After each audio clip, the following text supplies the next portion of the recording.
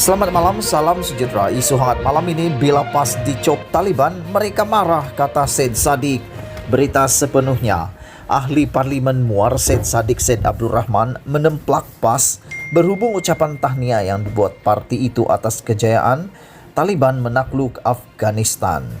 Dalam satu petikan video yang dimuat naik di Instagramnya, kata Syed Saddiq, meskipun Taliban yang berjaya menakluk Afghanistan dalam 2 minggu sahaja, itu menjanjikan perubahan termasuk menjaga hak wanita, apa yang dilakukan kumpulan itu semasa berkuasa dahulu tidak harus dilupakan. Ini, kata Syed Saddiq, termasuklah pembersihan etnik, pemerdagangan wanita dan anak kecil suku tertentu kepada negara luar, serta angka korban yang melebihi 200,000 sejak 2001, selain sekitar 2,7 juta warga Afghanistan menjadi pelarian. Dia juga mengingatkan insiden kekerasan ke atas Malala Yousafzai yang ditembak di kepala ketika baru berusia 15 tahun pada tahun 2012 sebagai remaja yang lantang bersuara mempertahankan hak wanita untuk menerima pendidikan di sana. Kalaulah Taliban ini baik sangat, kenapa ada puluhan ribu warga Afghanistan yang nak lari keluar daripada Afghanistan sehingga ada sanggup panjat kapal terbang yang sedang bergerak dan sampai ada yang jatuh meninggal kerana nak tinggalkan Afghanistan bawah pemerintahan Taliban. Lihat apa yang terjadi di Afghanistan hari ini, sudah porak-poranda. Mereka yang tidak sehaluan dengan Taliban hanya ditembak, dibunuh, dan percayalah ini hanya permulaan. Perkara lebih buruk lagi akan berlaku. Ini yang saya tak faham dengan PAS. Bila mereka kena cop Taliban, mereka marah. Tapi mereka juga yang mengagungkan Taliban. Apa nih soalnya lagi? Syed Saddiq mengingatkan bahawa Malaysia merupakan sebuah negara progresif, sederhana dan berbilang kaum, tidak harus sesekali disamakan dengan Taliban. Kita patut bangga untuk mempertahankannya, katanya lagi. Syed Saddiq merujuk kenyataan Lajna Hal Ehwal Antarabangsa dan Hubungan Luar PAS yang mengucapkan tahniah kepada Taliban di Afghanistan atas penguasaan mereka ke atas negara beberapa hari lalu.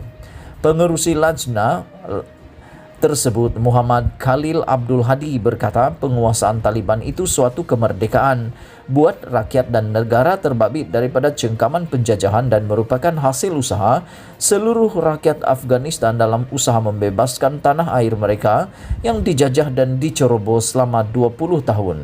Khalil juga berharap selepas kemenangan itu Afghanistan dapat dibangunkan semula dan agar Taliban dan rakyat Afghanistan dapat mencapai kata sepakat bagi meletakkan negara berkenaan di landasan yang betul.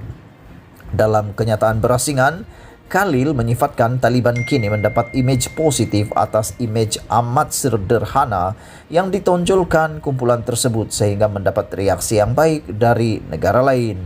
Antaranya, katanya, pelajar-pelajar perempuan sudah dilihat memulakan sesi persekolahan kembali. Tidak seperti semasa pemerintahan mereka dahulu yang tidak membenarkan kanak-kanak perempuan mendapatkan pendidikan.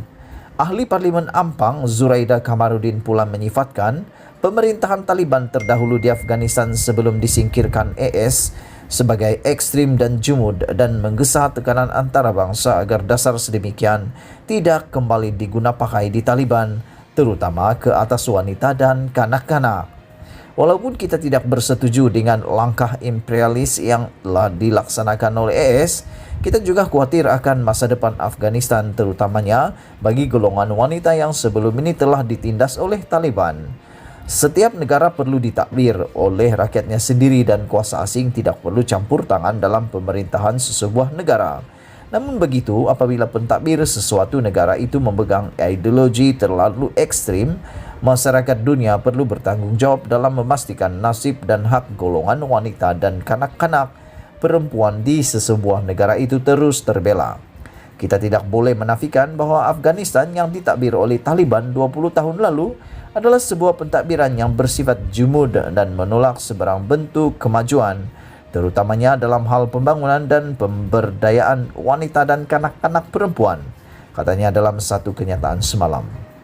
Kata Zuraida, dia melihat sendiri penindasan Taliban ke atas wanita dalam misi bantuan yang disertainya ke Afghanistan pada tahun 2002. Golongan wanita secara umumnya dianggap sebagai rakyat kelas kedua, yang mana hak mereka sering dinafikan oleh pemerintah, katanya lagi. Bagaimanapun, katanya mungkin ada sinar harapan apabila Taliban berjanji membenarkan kanak-kanak perempuan terus bersekolah. Dasar Taliban yang menghalang kanak-kanak perempuan mendapatkan pendidikan dibalikkan setelah ia digulingkan pada 2001. Negara-negara Islam yang progresif di seluruh dunia juga perlu menghantar wakil-wakil di kalangan pemimpin wanita mereka ke Afghanistan bagi membantu agenda pemberdayaan wanita di negara ini. Sekiranya berpeluang, saya turut berminat untuk ke sana sekali lagi, kali ini bagi membantu mereka untuk membimbing pemerintah dan rakyat Afghanistan dari segi aspek pembangunan dan pemberdayaan wanita, katanya lagi. Berita dipetik dari Malaysia Kini. Sekian isu hangat petang ini, jangan lupa tekan butang subscribe dan kita jumpa lagi. Bye-bye.